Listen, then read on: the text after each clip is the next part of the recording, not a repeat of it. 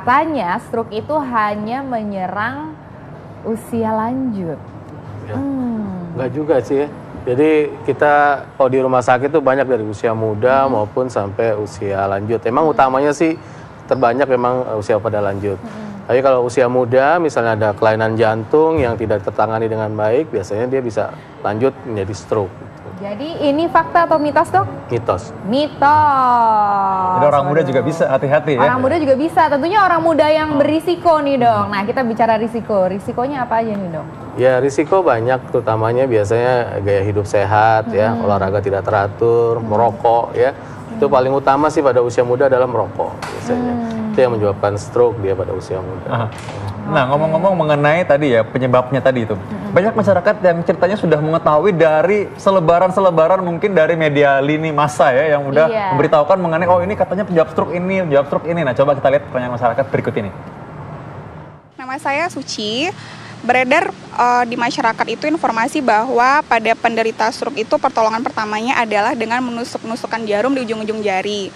Hal tersebut mitos atau fakta ya, Dok? Oke, itu tadi, Dok. Pertanyaan langsung, mitos atau fakta bahwa pertolongan pertama pada stroke itu tusuk jarum di jari. Ayo, mana jarum-jarum? Itu mitos ya. Itu mitos sangat jelas, menyakitkan ya untuk buat pasien stroke ya. Sebaiknya adalah tadi tolong diingat, begitu ada gejala stroke timbul segera ke rumah sakit. Rumah sakit ya, Dok. Nah, kenapa Dan segera ke rumah brain ya sakit? tadi Ya, karena mungkin dokter bisa menjelaskan nih ke masyarakat ada golden period. Ya, kalau pada kasus tertentu seperti stroke yang sebabnya karena sumbatan, itu ada golden period di bawah 3 jam. Di bawah 3 jam. Ya, di bawah 3 jam kita masih dapat menyuntikkan obat yang bisa melisiskan sumbatannya. Iya, makanya harus segera ke rumah sakitnya, Dok ya. Biasanya kadang suka dikerok dulu, dipijet dulu, atau tadi ditusuk jarum dulu. Nah, itu boleh nggak tuh, Dok? Kayaknya lebih baik langsung ke rumah sakit. Lebih baik langsung ke rumah sakit. Cepat-cepatnya. Ya. Time is brain, selalu ingat itu ya. Jadi makin lama ditolong tentu harapan sembuh semakin kecil. Iya, dan makin bahkan cepat malah semakin besar kemungkinan bisa sembuh ya. Golden periodnya tadi 3 jam ya, Dok ya? 3 jam. 3 jam. Dan jangan sampai dikasih minum, kebanyakan gitu tuh, Dok. Ya, karena pada kasus stroke biasanya suka ada kelumpuhan dari saraf dari menelan. Kalau dikasih minum, dia akan tersedak karena tidak ada refleks muntahnya, langsung masuk ke paru-paru. Nah, ini jadi bikin PR buat dokternya nanti untuk ngobatinnya. Malah menjadi lagi masalah infeksi baru ya, Dok, paru-parunya. Oke, baik. Suci dan masyarakat di rumah tentunya sudah tahu tadi jawabannya ya. Mudah-mudahan berguna. Nah, kita punya fakta dan mitos berikutnya, Dr. Arlene. Silakan. Ya, ini dia. Stroke hanya menyerang penderita hipertensi dan penyakit jantung. Ini mitos atau fakta, Dok? Dijawab dulu. Ya, itu mitos. Tapi itu memang yang utamanya, penyebab utamanya. Tapi ada penyebab-penyebab lain yang mungkin seperti gula darah tinggi. Nah, itu juga bisa menyebabkan stroke. Ya, kemudian juga ada gangguan karena infeksi yang kronis bisa juga menyebabkan stroke. Ya, jadi nggak semuanya hipertensi atau penyakit jantung menyebabkan stroke. Ada penyakit-penyakit yang lain juga bisa menyebabkan stroke. Oke, berarti tentunya seperti tadi penyakit yang lain, gula darah tinggi, berarti harus dikontrol ya, Dok ya. Nah, hipertensi juga harus dikontrol. Ini berhubungan sekali, Dr. Arlene, dengan fakta atau mitos berikutnya ya. Katanya stroke tidak dapat dicegah. Mitos atau fakta? Itu mitos. Karena stroke bisa dicegah. Bisa ya, dicegah. dengan kita mengontrol gaya hidup dan kontrol faktor risiko kalau memang sudah ada, nah itu bisa mengurangi angka kejadian stroke. Dan biasanya kalau pasien terkontrol, apabila dia terjadi stroke, stroke-nya juga lebih ringan dibandingkan kalau dia tidak mengontrol faktor risikonya. Nah, ini penting sekali aku rasa, dan juga tentunya ada juga bagaimana caranya mendeteksi secara dini ya. Kalau misalnya ada kelainan-kelainan misalnya di otak, ada kelainan bawaan, aneurisma misalnya gitu, Dok. Kalau CT scan sebetulnya atau apa, gimana dokter bisa menjelaskan lebih lanjut? Lebih baik kita adalah menemukan faktor risiko yang ada di tubuh kita. Jadi selain dari mencegah dengan gaya hidup atau lifestyle yang sehat, kalau kita sudah itu, ya mungkin kalau kita lihat medical check up rutin, biasanya kita lakukan kalau udah usia di atas 30 atau 35 tahun, lebih baik medical check up rutin 6 bulan sekali. Nah, kita bisa filter ya, apa kira-kira menjadi faktor risiko kita menjadi gangguan penyakit pembuluh darah. Jadi lebih baik tahu lebih dulu ya, berarti kan? Karena orang banyak, Dr. Arlene, orang banyak takut ke dokter katanya karena nanti katanya, oh ini masih sehat kok, ngapain ya pergi-pergi gitu. Malah takut, malah nanti terjadi stroke baru kejadian. Jadi mitos berikutnya, silakan Dr. Arlene. Mitos atau fakta nih, Dok, bahwa sering sakit kepala merupakan gejala awal stroke. Ya, itu mitos, tapi pada kasus stroke perdarahan memang bisa terjadi gejala sakit kepala. Ya. Tapi tidak semua stroke diawali oleh gejala sakit kepala. Ya. Kadang-kadang tiba-tiba lumpuh mendadak, itu gejala stroke-nya adalah lumpuh mendadaknya itu, bukan sakit kepalanya. Oke, bisa juga sakit kepala karena kurang tidur. Nanti orang malah kepikiran terus jangan-jangan saya stroke. Enggak ya dok? Ini demam Piala Dunia nih sekarang. Oh iya, demam Piala Dunia. Kurang tidur kebanyakan nih. Atau kebanyakan olahraga katanya bisa menimbulkan stroke. Wah ini harus diluruskan nih. Iya nih dok. Ya tergantung memang, kalau memang ada keluhan dari mungkin dari gangguan kardiovaskulernya, dia bisa menyebabkan stroke. Tapi olahraga berlebihan juga kurang bagus ya. Sebaiknya kita menjaga ritme olahraga kita. Memang ada batasnya itu ya, 1 jam sehari ya. Nah itu lebih baik untuk dilakukan. Nah ini kalau bagi berlebihan nih, orang-orang yang demen mungkin tarung bebas atau pelari maraton jadi takut nih, gimana dok kelebihannya? Berlebihannya gimana dok misalnya? Ya mungkin di luar batas limit fisiknya itu yang mungkin berlebihan, yang kita tidak inginkan ya. Gitu. Harus tahu batasnya. Berarti saya juga udah tahu kok limit saya. Biasanya saya kira-kira baru lari 1 meter, 2 meter, oh udah capek kayaknya. Yang paling sering kan itu ya.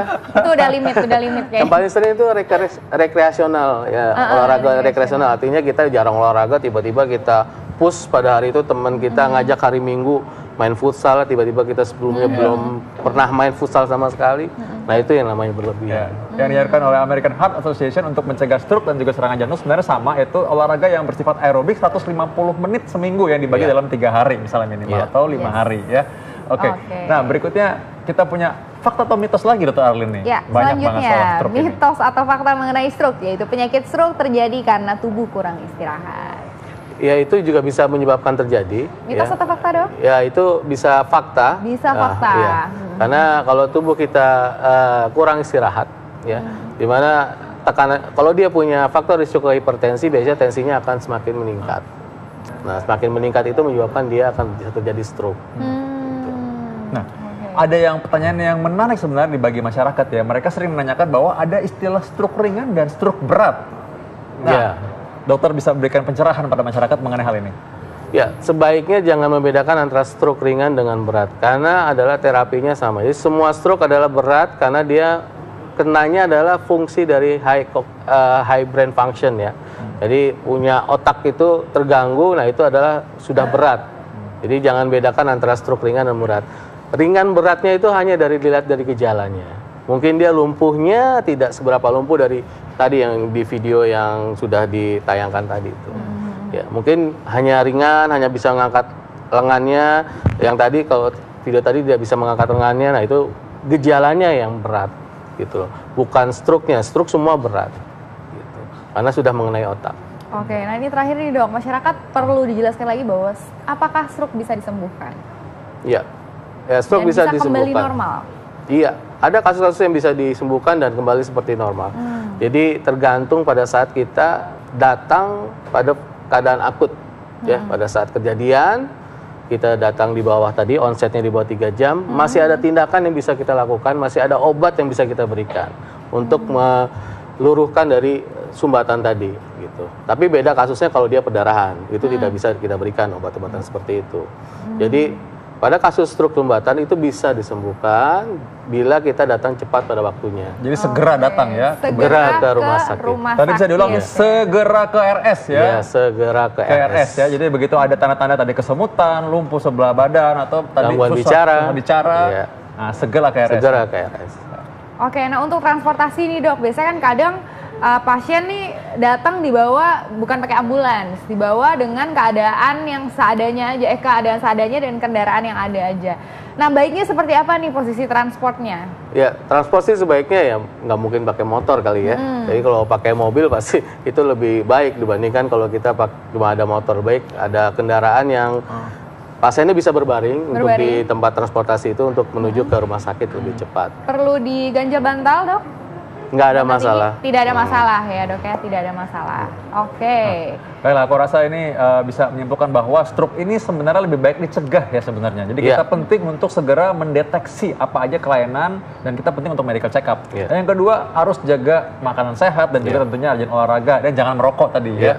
Nah, tentunya kalau bagi orang-orang yang sudah menderita stroke, motivasi dari keluarga itu sangat penting sebenarnya. Iya, betul sekali. Tentunya memotivasi dirinya sendiri untuk bisa kembali normal seperti yang tadi dokter bilang ya, bisa kembali normal, kita mengikuti program rehabilitasi yang rutin, yang rajin dan yang benar ya. Oke. Terima kasih banyak, dokter. Sama-sama, Taufik.